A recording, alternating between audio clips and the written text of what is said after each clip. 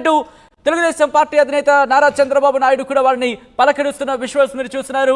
Telugu Desam party అధినేత నారా చంద్రబాబు నాయుడు, అలాగే ఆ ఫ్రేమ్ లో మీరు చూడొచ్చు బంగ్లాదేశ్ ప్రధాని షేక్ హసీనాతో పాటు పలువురు కేంద్రంలో కీలక పాత్ర పోషించిన వాళ్ళు కావచ్చు, పలువురు భారతీయులకు సంబంధించి పారిశ్రామికవేత్తలు కావచ్చు, వాళ్ళందరూ కూడా అక్కడ విజువల్స్ మీరు చూస్తున్నారు. వాళ్ళతో ఇంటరాక్ట్ అవుతున్నారు. ఎందుకంటే ఇటు బంగ్లాదేశ్తో భారత్కి సత్సంబంధాల విషయంలో మనం చెప్పుకుంటుంటే కనుక కీలకమైన భాగస్వామ్యం ఉంటుంది. సో ఇటువంటి పరిస్థితి మనం చూస్తూ ఉంటాం. అలాగే మరో ఫ్లోర్ మీరు చూస్తున్నారు బాలీవుడ్ బాద్షా.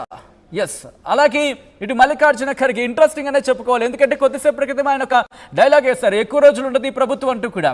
సో దానికి సంబంధించి పాపారావు గారు కూడా ఇందాక ఆ విషయం మీద మేదరు కూడా చర్చిస్తున్న పరిస్థితి మనం చూసాం. ఒకసారి నేను ఇదే అంశానికి సంబంధించి వెళ్ళే ప్రయత్నం చేస్తాను. ఎందుకంటే ఇందాక అన్సర్టెనిటీ అనే పదాన్ని ఇక్కడ పాపారావు గారు ఉపయోగించారు. పాపారావు గారు ఇందాక మీరు ఏదైతే పదం అన్నారో కొద్దిసేపటి క్రితం మల్లికార్జున ఖర్గే కూడా అటువంటి పదాన్ని ఉపయోగిస్తూ దాదాపుగా ఎక్కువ రోజులు ఉండకపోవచ్చు ఈ ప్రభుత్వం, దాదాపుగా సంవత్సరం 6 నెలలు కూడా ఉండకపోవచ్చు అన్నారు. అంత అన్సర్టైనిటీ ఉన్న నేపథ్యంలో మోదీకి గతంలో ఎస్ రెస్ట్లెస్నెస్ ఉంది అందరిలో. ఏది దే ఆర్ నాట్ కంఫర్టబుల్. అక్కడ ఏదో ఉన్నారు, రకరకాలుగా ఉన్నారు, తెలిసిపోతుంది. సరే, అది అన్సర్టనిటీ అనే పదం గురించి మీరు అన్నప్పుడు నేను ఆ పదాన్ని రాసుకుని మరీ అడగాలనుకున్నాను. అన్సర్టనిటీ అన్నప్పుడు సో ఈ అన్సర్టనిటీలో ఆర్థిక రంగం ముందుకు వెళ్ళడం అంత ఆసానా, అంత ఈజీయా? అంటే మీకు కోయలేషన్ గవర్నమెంట్ అనగానే అన్సర్టనిటీ ఉందనగానే ఆర్థిక పర్ఫార్మెన్స్ బాగుండదని ఏమి లేదు.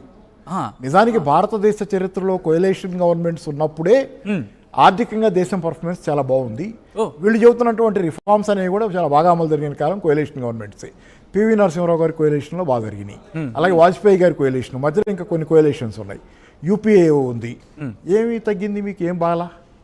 యూపీఏ 1 కోయలేషన్ ఏర్పడితే కాంగ్రెస్ మైనారిటీగా ఉండి ఇతరులతో కలిసి ఫామ్ చేస్తే యూపీఏ 1 తాలూకు విజయాలను చూసి యూపీఏ 2లో కాంగ్రెస్కే పట్టం కట్టారుగా, బాగా ఎక్కువ సీట్లు ఇచ్చారుగా. కానీ కోయలేషన్స్ ఏం బాగోవని కాదు. ఇప్పుడు ఇది కూడా బాగోదని నేను చెప్పటల్లా. బాగుండేలా ఎలా చేసుకోవాలో వాళ్ళు చూసుకోవాలి, మనం కాదు కదా. మనం ఏది మనకు దొచ్చింది మనం చెప్పగలం. ఏ కారణాలతో దెబ్బతిన్నారో మనం చెప్పినప్పుడు ఆ కారణాలను సర్దిద్దుకుంటే బాగుంటారు. ఇంకోసారి మళ్ళీ కోయలేషన్ అయినా ఇంకేదైనా వాళ్ళందరికీ ప్రజలు పట్టం కడతారు. యూపీఏ 1లో అంత మెజారిటీ లేదు కదా కాంగ్రెస్కి. యూపీఏ 1 కంటే యూపీఏ 2లో ఎక్కువ సీట్లు వచ్చినాయి వాళ్ళకి. ఎందుకు వచ్చినాయి? రైతు రుణమాఫీ చేశారు, జాతీయ ఉపాధి హామీ పథకం తెచ్చారు. చాలా పేద ప్రజానీకం, మధ్యతరగతి, సామాన్య జన అనుకూల విధానాలు తేవటం వల్ల దేశంలో వాళ్ళ ఆదరణ పెరిగి వాళ్ళు యూపీఏ 2లో వచ్చారు. యూపీఏ 2లో దాన్ని పోగొట్టుకొని ఆ తర్వాత గెలవలేకపోయారు. ఓకేనండి. ఓవరాల్ ఏంటంటే ఇప్పుడు ఈ ప్రభుత్వం ఇంత కోయలేషన్ అయినంత మాత్రాన అన్సర్టనిటీ ఉంది. కానీ అన్సర్టనిటీని ఓవర్కమ్ అయ్యే మార్గం ఏంటి? ప్రజానుకూల విధానాలను అనుసరించడం ద్వారా ప్రజాబలాన్ని. Sorry for the interruption. Chief justice